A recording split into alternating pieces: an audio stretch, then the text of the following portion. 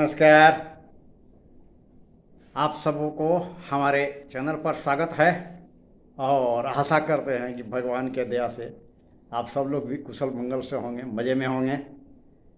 तो चलिए अब आज के विषय वस्तु पर चर्चा को शुरू किया जाए। आज चर्चा का जो विषय है ना, वो है बैच फ्लावर पर है। बैच फ्लावर के इतिहास पर चर्चा करेंगे और इसके दवा देने का क्या सिद्धांत है, किस आधार पर इसका दवा देने का आधार क्या है, इस पर चर्चा करेंगे। और कैसे दवा लेना है, डोज आदि के बारे में भी जानकारी दिया जाएगा, चर्चा किया जाएगा। तो वीडियो पूरा देखने का प्रयास करेंगे, तभी समझ पाएंगे और ज़रूरत पड़ने पर लाभ उठा पाएंगे। तो चलिए, चर्चा शुरू करने से पहले आप सबसे निवेदन है कि थोड़ा चैनलवा को सब्सक्राइब करके सपोर्ट करिए हमको, तब ना और उत्साहित होकर करके आप लोगों के सामने आऊँगा। आप लोगों के एक लाइक, कमेंट, सब्सक्राइब से उत्साह और हाई हो जाता है, मन में उमंग आता है कि हाँ, लोग हमको सपोर्ट कर रहे हैं, देख रहे हैं। तो चलिए ये सब करिए, इसमें तो आपको कुछ खर्चा जाता नहीं है, लेकिन हाँ, हमको ज़रूर लाभ मिलता है, उत्साह मिलता है। तो चलिए अब कार्यक्रम को आगे बढ़ाते हैं। देखिए, सर्वप्रथम इसके थोड़ा सा इतिहास पर चर्चा कर लें।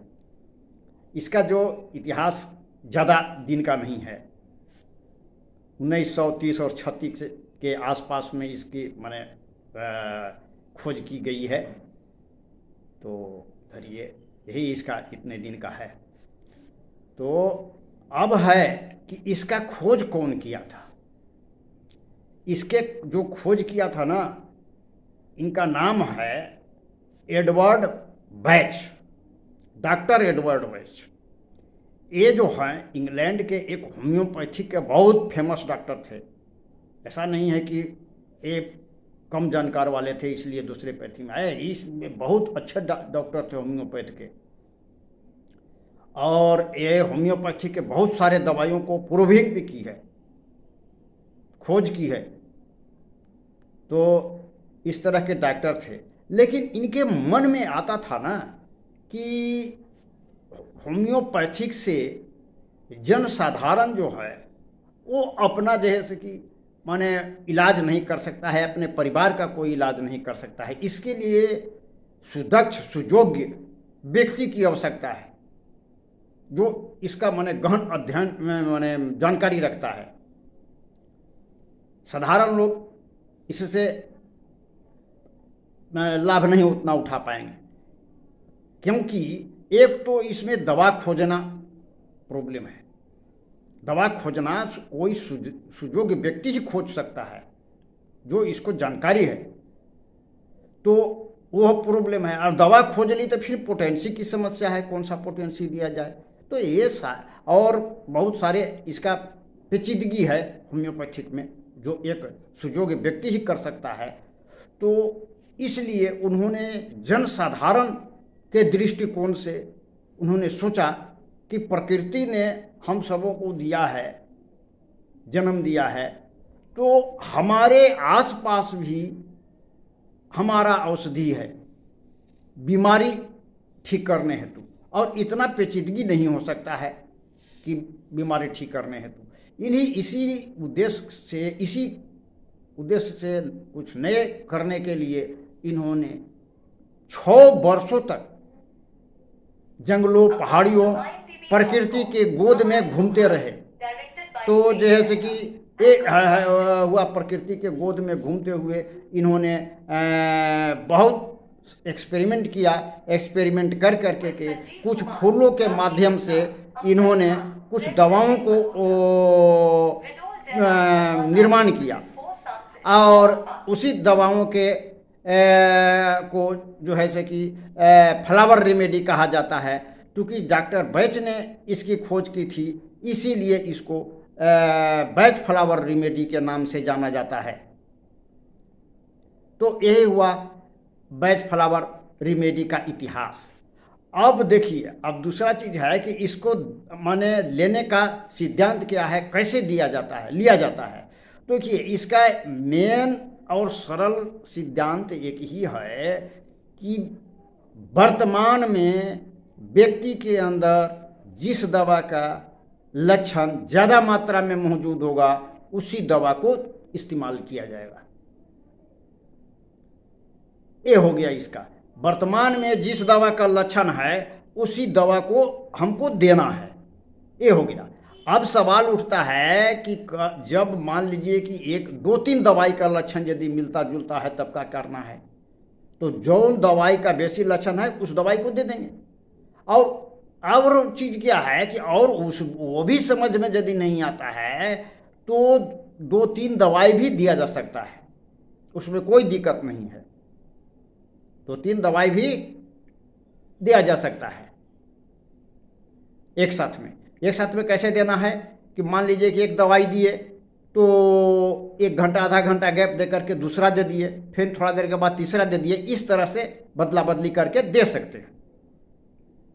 अच्छा, ये हो गया माने इसका डोज वगैरह जो हो गया से। अब जो है से कि इसको लेना कैसे है, तो लेना है कि इसको गोली में है ले रहे हैं तो 4 गो गोली लेकर के मुंह में चूसना है, ये हो गया। तो बैच दवाई का मेन चीज़ क्या है कि ये मानसिक अवस्था पर काम करता है। इससे यह नहीं समझना चाहिए कि ये केवल मानसिक रोगों में ही काम करता है। इस जब शरीर खराब होता है तो इसका असर मन पर भी पड़ता है, और बहुत सारे रोग तो ऐसे होते हैं कि केवल मानसिक ही होते हैं। मन को माने संतुलित कर देने से शरीर का रोग ठीक हो जाता है। जैसे इसी क्रम में एक डॉक्टर, जापान के एक डॉक्टर के बारे में हम पढ़े थे, वो याद आया। तो जापान में एक डॉक्टर था, उसके पास एक रोगी आया जिसको डॉक्टरों ने बता दिया था, गला में उसको समस्या था, सूजन वगैरह, तो उसको बोल दिया था कि एक कैंसर है।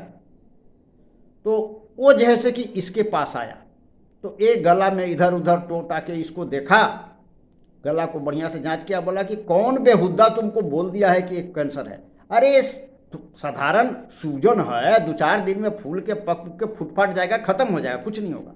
वो इतना फोर्सफुली बोला ना कि वो पेशेंट के दिमाग में माने वही बैठिए गया, आज जैसे जो डॉक्टर बोला, और ठीक वैसा ही उसको हुआ।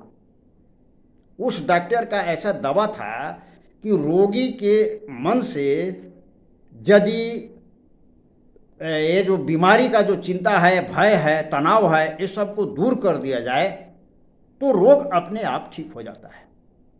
कहने का मतलब है कि मन को बैलेंस कर देने से ही रोग ठीक हो जाता है, और ये हो सकता है, सही भी है। होम्योपैथिक में भी हम लोग मानसिक अवस्था के आधार पर दवाई देते हैं। मेंटल टेक्निक है सहगल साहब का बनाया हुआ, उस पर भी दवाई देते हैं और बहुत कारगर होता है। मन को संतुलित कर देने से बीमारी दूर हो जाती है, सही बात है। तो ये यही चीज़ है बैच फ्लावर में।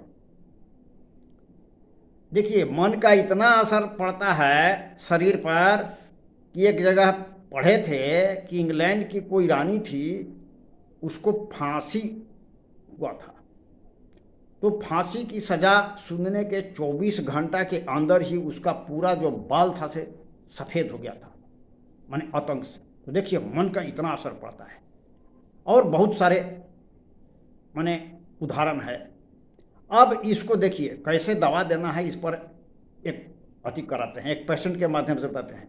एक पेशेंट आया, उसको दांत में दर्द था, तो वो आकर के बोला कि हमको लग रहा है ना कि जो दांत में दर्द कर रहा है उस दांत को कबाड़ करके और फेंक दे। अब बताइए, तो ये जो लक्षण है से बैच फ्लावर के क्रैप एप्पल दवा में है। और क्रैप एप्पल दवा में को इस्तेमाल करने से, उसको देने से उसका दांत दर्द ठीक हो गया। तो ये क्या हुआ, यही न हुआ कि शारीरिक कष्ट, दांत दर्द है, इससे उसको वर्तमान मानसिक अवस्था क्या हुआ, उसको लग रहा है कि जो चीज़ हमको कष्ट दे रहा है ना, उसको शरीर से अलग कर दे, फेंक दे एकदम निकाल के शरीर से। यही हुआ वर्तमान उसकी मानसिक अवस्था। अब इसी अवस्था पर दवाई देने से उसका ये अवस्था भी चला गया, ये जो सोचता से दांत निकालने का, और उसका दांत दर्द भी ठीक हो गया। अब इसी तरह से आप दूसरा एग्जांपल देते हैं कि जैसे मान लीजिए कोई व्यक्ति है, उसको एक ठो फोड़ा हो गया है, किसी ने बोल दिया कि उस देखो ये भाई ये कैंसर भी हो जा सकता है। अब वो बेचारा खौफ में आ गया, हर समय उसको चिंतित रहने लगा। हो सकता है इसी चिंता करते करते उसको कैंसर धर ले। उसको दिमाग से यदि इस डर को निकाल दिया जाए ना, तो उसका बीमारी भी ठीक हो जाएगा और ये डर भी चला जाएगा। हम लोग वैद्य फ्लावर ये होम्योपैथिक में जो माइंड्स टेक्निक है उस पर इसी आधार पर दवा देते हैं। तो ये चीज ही है इसमें वैद्य फ्लावर में कि मान लीजिए अभी इस वैद्य फ्लावर में क्या देंगे इसको, मिमुल्स दवाई है कि किसी चीज का डर को दूर करने के लिए, शरीर से जाने हुए चीज का डर दूर करने के लिए वैद्य फ्लावर में एक ही दवा है मिमुल्स। और डर के और दूसरे दवा भी है वैद्य फ्लावर में, लेकिन इस प्रकार के डर से, बीमारी के डर जो है वो इसमें भी है, यही है। तो यही इसी तरह से वैद्य दवा काम करता है। तो ठीक है, आज के लिए बस इतना ही। फिर मिलेंगे अगले वीडियो में नए विषय वस्तु के साथ। हमारा दूसरा भी वीडियो है, उसको देखने का प्रयास करेंगे। जैसे मान लीजिए ओसीडी पर है, जिसे किसी कोई बीमारी होता है ना, बार बार हाथ धोना, बार बार हाथ धोने की आदत होती है, किसी को लगता है हर जगह की गंदगी है, इस तरह के जो बीमारी है इस पर दवाई है, ओसीडी इसको कहा जाता है। तो इस पर भी है। हीन भावना पर भी दवाई है, इन्फीरियोरिटी कॉम्प्लेक्स। हीन भावना जिसको धर लेता है ना, रहता है जो हीन भावना ना, वो माने अपने आप में कुछ काम नहीं कर पाएगा। हीन भावना से ग्रसित बच्चे यदि हैं तो उनका विकास अवरुद्ध हो जाता है। बड़ों लोगों में भी यदि हीन भावना है तो आगे नहीं बढ़ पाता है। तो इस तरह की हीन भावना पर भी है ट्रीटमेंट है, दवा बताया गया है, इसको देखने का प्रयास करेंगे। इरेक्टाइल डिसफंक्शन, नपुंसकता पर वीडियो है, उसको देखने का प्रयास करेंगे। बच्चों को पढ़ाई में मन न लगना और एग्जामिनेशन में खूब तैयारी करके गए, एग्जामिनेशन में जा रहे हैं तो यादें नहीं पड़ रहा है, एग्जामिनेशन हॉल में दिमाग नहीं काम कर रहा है।